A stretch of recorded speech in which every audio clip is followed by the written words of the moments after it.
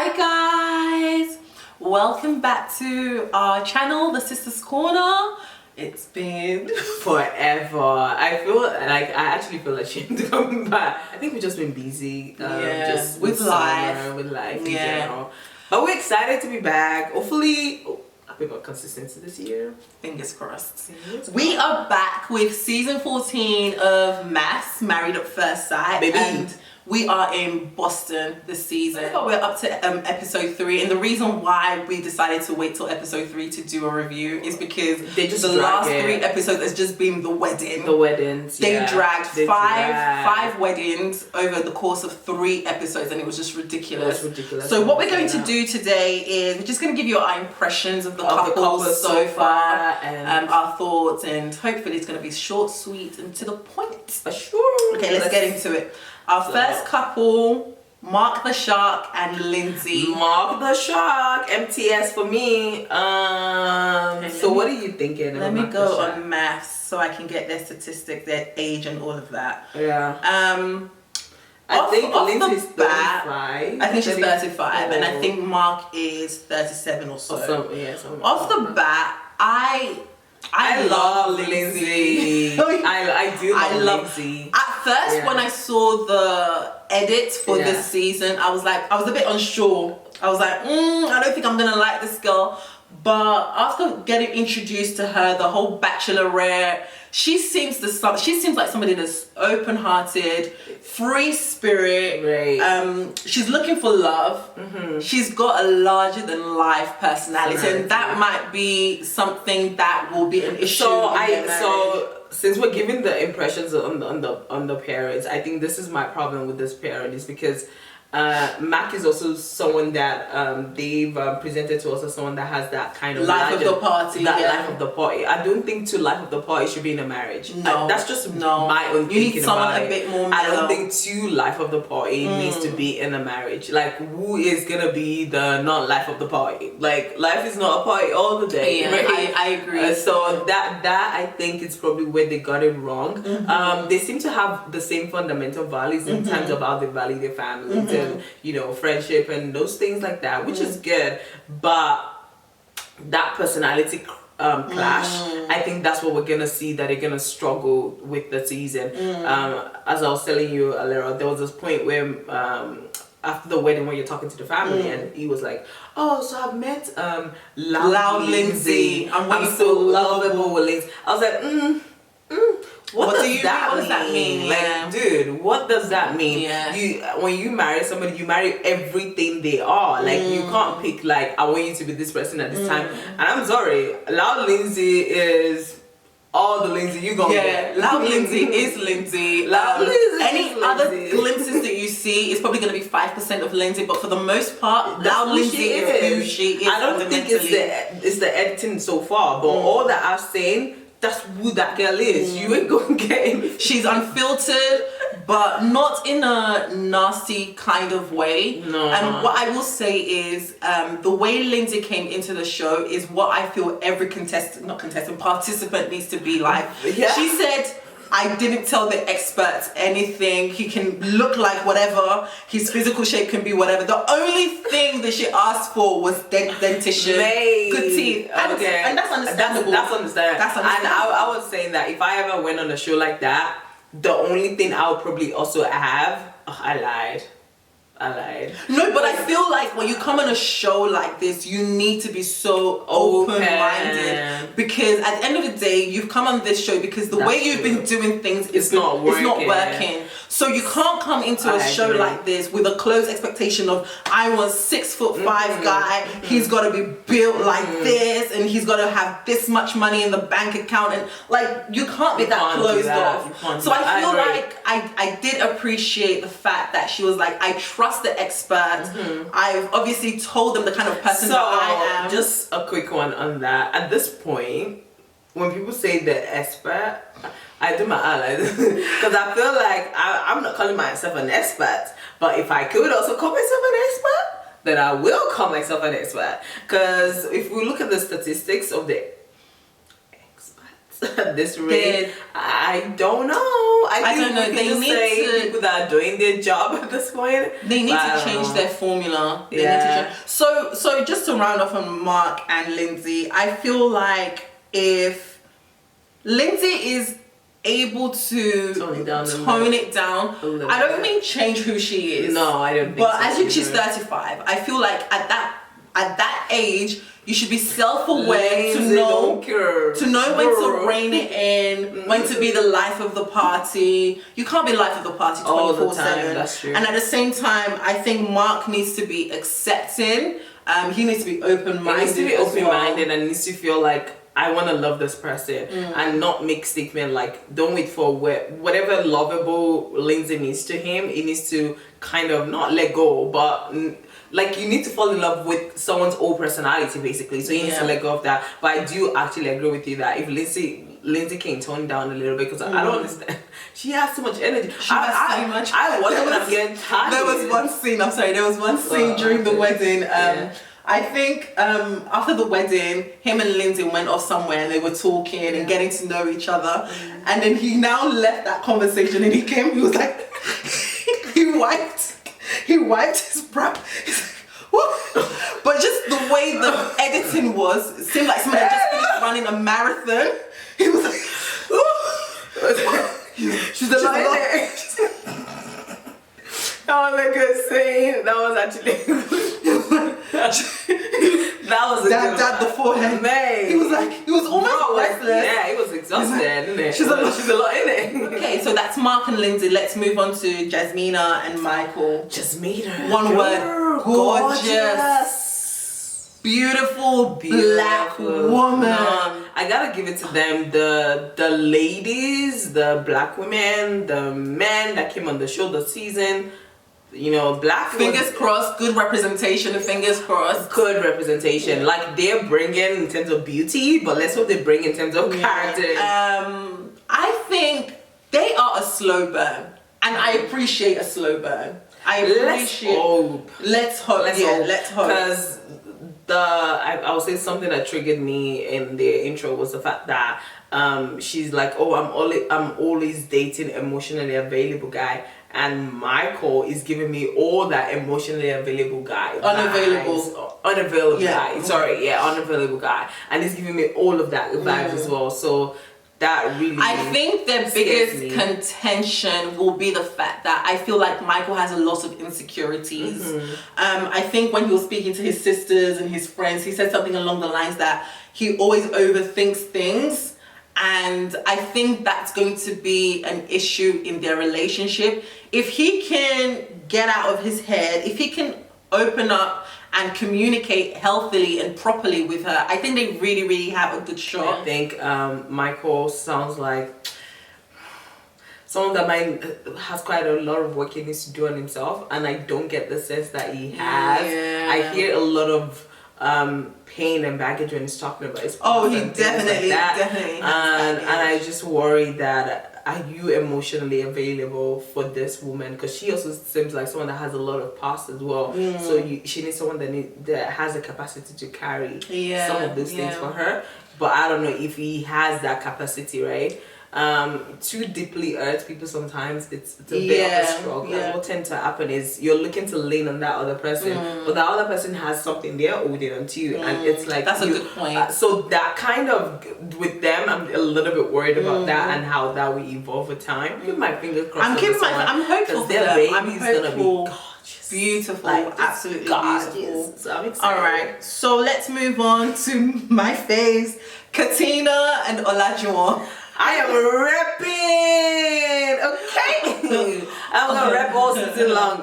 Let's teach you how to say his name. It's not Olajuwon. No, it's Olajuwon. It even sounds like, sometimes it sounds like they're saying Elijah. It sounds like you're saying Elijah. It's Olajuwon. So that's he doesn't what's even the meaning Olajuwon? I don't know. Like wealth is greater than them. Something about wealth. About wealth. Yeah. That's what it means basically. So as you know, African names always have aka Isaac, aka Street Gang. Okay. Mr. Mandem, you know it. So he's your typical I've been in the streets, I've been in the club, I've tasted every type of woman, and I'm now ready to settle down. Like, if there was a walking red flag, Olajuwon has one planted right on his forehead. I love how he said mid 2020 is when he really settled down and reevaluated. And we were like, nigga, please, that was the height of the pandemic. Where were you going? Where were you going? I felt like he was stuck at home and was like, oh, I ain't getting no booty. If I had a wife, I could be getting regular booty. Like, what's going on? Like, why is there so much scarcity of booty? It's the way he kept emphasizing, like, since 2020. It was like, yeah, it's been 2 years now. I was driving back. We were in a pandemic. It was in a pandemic. Bruh, you've been celibate. Sorry, that's a celibate. I don't think no, it wasn't celibate. I take that back. No. But yeah, you spent the whole of your reconsideration process in a pandemic. So we don't believe we don't believe you. My hope for him is that, like, I had no faith in Woody. Like, zilch. I thought it was definitely this is my hope and prayer for Olajuwon.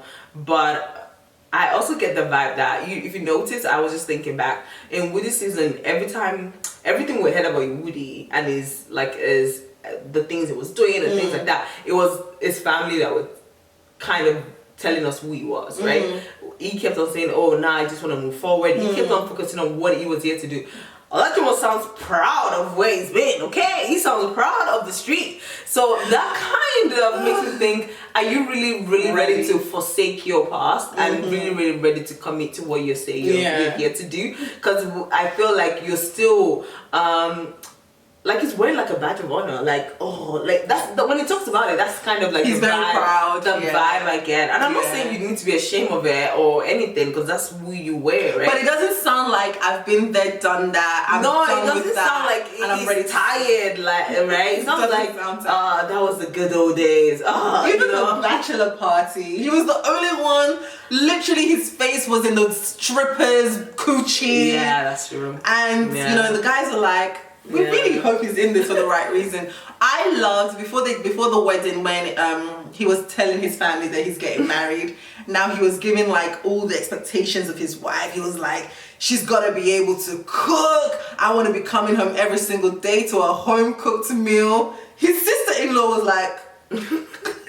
all his family members like, bruh, you are. And then switch to the wedding at the altar. He now sees his beautiful bride. He loved her. He was. You could see if they could like draw like love. Yeah, love bubbles coming out. That was. And then when the officiator reads out what the family writes. Yeah, and that was the first thing they mentioned. Wonderful. Yeah, that you have to be able to cook. Good. My guy was like, we gonna learn. We gonna learn. Amazing, like we'll cook together. No. He was doing the most at his wedding. It was in the most. Did he re-propose? Like he got on his knees, like, and she was like, "Are you married? Like, brother, get up. What you doing?" Like, I will say, physically, they're both compatible in terms of.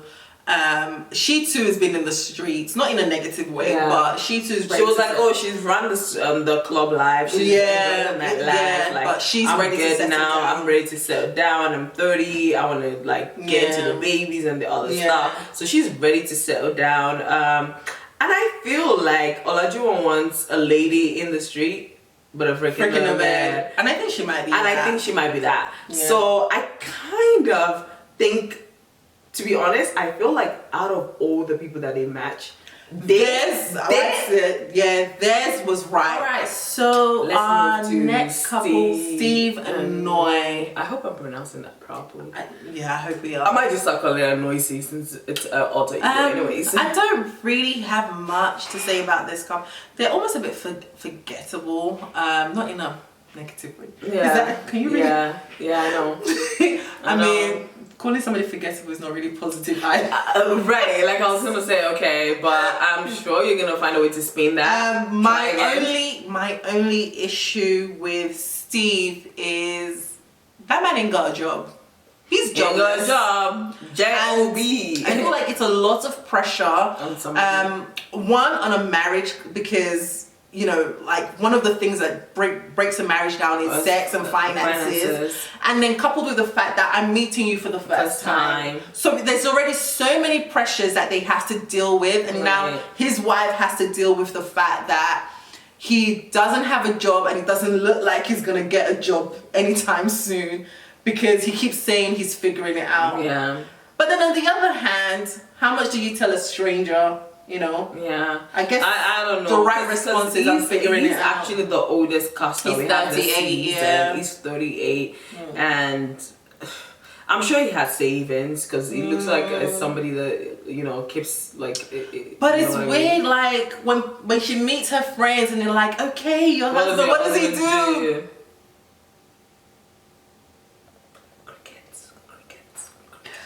Figuring it out. But it's so I feel like those conversations are easier to have when you've been in a relationship for a while. Like you can be like, just too much I'm here to support you while you're figuring it out. But when you're a stranger, I don't know if I want to support you while you're figuring it out because I don't really know. It's unfair. It's really unfair. It's really just unfair. But I was like, if that was a brother. Y'all MAFS, y'all wrong for that because you ain't gonna cast a brother. Y'all came with Michael and his fake ass jobs. Y'all knew that guy didn't have a job either, but y'all gotta. But I think Michael, what made it worse with Michael, he's from like season 11 or 10, I can't remember. He kept changing his occupation every 3 to 5 business. Remember when it was a yoga instructor? Remember when it was a yoga instructor?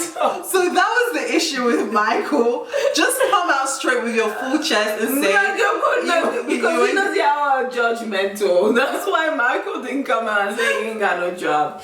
Christina didn't have a job either. Guys, they've been doing this for a while, isn't it? Actually, that's true. So yeah, let's see how it plays out. I mean, Noi in the confessional didn't have a problem with it yet. Yes, she did say yes. Yes. And did you notice the one scene where they had them like going back and forth? It was because he was accusing her of like you've been gone for like 20 hours. But I was like, he probably felt longer because he had no job. You were at home all day. You know when you're at home all day, you're like, where is she? Huh, where is she gonna be? Like, so I think this joblessness might be a bone of contention for them. With Noi, she's your girl next door. I don't really have much to say. I don't think I got a bit of. They're both family driven as well. They love their family. There's a lot of family driven people in this season. So that's Steve and Noi. Last but not least, Chris and Alyssa, I'm gonna let you go. I have only one thing and one thing. MAFS, camera crew. Y'all are shady. I'm done. Y'all are the shadiest producers, camera crew y'all ever. Leave me alone. And y'all did Chris dirty. Like, no. Yeah, that was wrong. This lady was walking down the aisle saying, I just can't wait to meet him, blah blah blah. The only thing I asked the ex part is not to give me someone that has snagger tooth. Guess what? Matt's camera went along and they went and zoomed in on Chris's zoom. They even did it from like this kind of angle. Look up, May. How did they even? I can imagine somebody was literally standing. That was dirty. That was y'all are wrong for that. And absolutely wrong.